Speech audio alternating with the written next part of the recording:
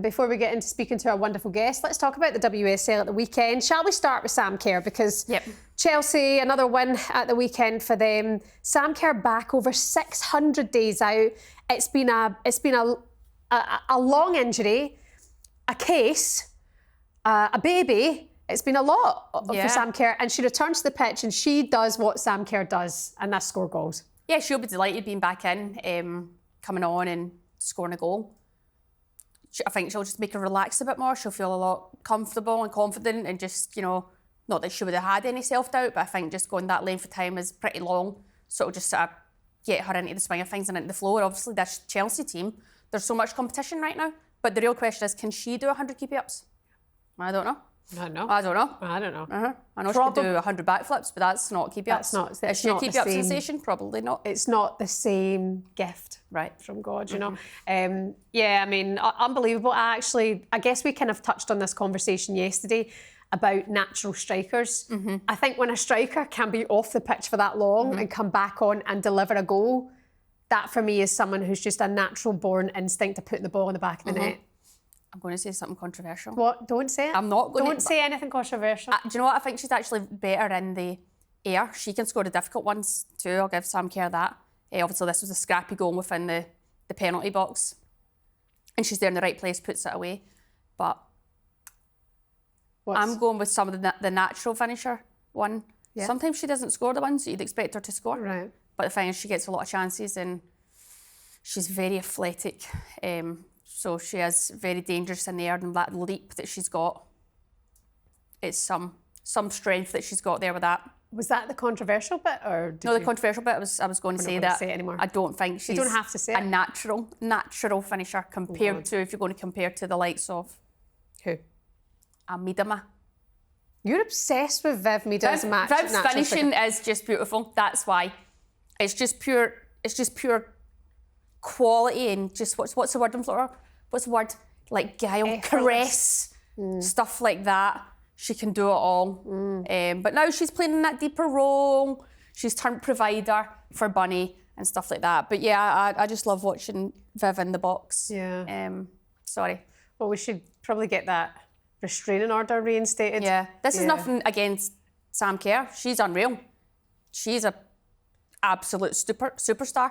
But I'm just going on the chances where it's like you're through and goal, you want her just to slide it by the keeper. Sometimes she's more of she might lash at stuff sometimes. Right, and then a ball into the box, she'll just get up and jump and bang it in with her head, like the harder ones. Okay, yeah, that's what fair enough. Yeah. Either way, good to have her back again. You look at the strength of that Chelsea squad and the capabilities of them this season. Spoke to Lucy Bronze earlier on in the week. And I was like, is it as we hear it is? The relentlessness of Sonia Bonpastor and what she expects and demands of the squads and training and stuff like that. And she's like, yeah, but I kind of like it. I kind of like it like that. Yeah. You know, some people they just flourish in environments where there's so much expected of them. I think that Chelsea team right now, it's the only way you can survive, is thrive in it. If not, you'll be left behind and you won't be playing as many minutes. Yeah. So yes, Sonia's got herself a real headache, but a great headache to have as a manager. Everyone says that's in the management game. Yeah. But obviously Ramirez is out. I'm not sure how long she's out for right now. I know, that's a bit of a shame. She for me is one of the best things that's happened to the WSL. When all of them are back, what a competition it's going to be for all of them to start. Yeah. And that's where they're all going to be scoring their chances, taking their goals, assisting, working for the team.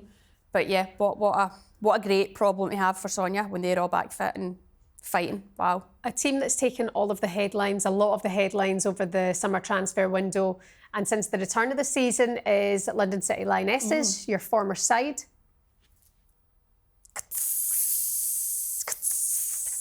Boo hiss.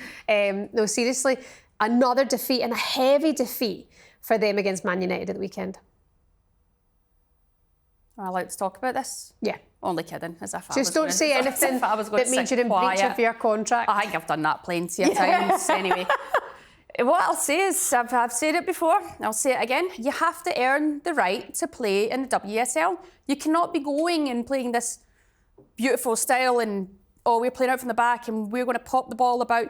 You can't do it yet. You've just bought players in from left, right and centre. You've stuck them in a team. It takes time for them to gel. And I'm talking from a player and taking the stuff that comes with it, moving overseas, new changes of culture, life, food, language, environment, all that takes time.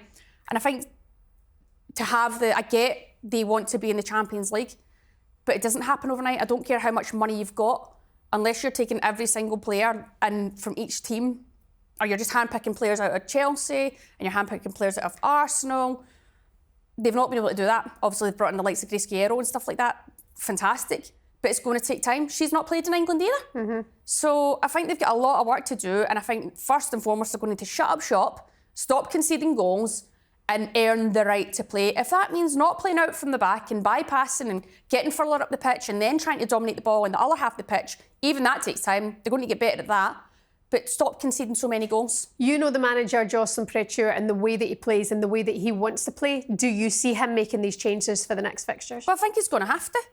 But do you think he will? Well, I mean, results speak for themselves. I think their next fixture's looking a bit like, OK, they could maybe get points out of that. Not saying they're going to take 3 of them, but I think it's maybe a bit of a kinder ask ahead than the previous 2 fixtures. So a lot of work's to be done, but even that, you've just got to earn the right. Okay. Earn the right. You know, winning the Champions League next year. You heard it here first. You ain't winning the Champions League. Michelle, I'll tell you this. You're not winning the Champions League next year. And you've got to come to terms with that. Well, yeah, we'll wait and see what happens with London City Lionesses. I believe if they struggle again this weekend, there could be a change before October comes in. The thing is, look, there's a lot of talented players in that team. There is. It takes time, but I say it every season, you cannot expect to just come into that league and treat it the same as you did in the Championship. Because you've got money. The Championship's the Championship. It's a different league. And even at that, you get promoted in the end by what? A point or 2? I can't even mind. Went down to the last game of the season. Yeah, last game of the season. So point. It's, they need to just slow down. Stay humble. On AM, on DAB, via the talkSPORT app and on your smart speaker. talkSPORT.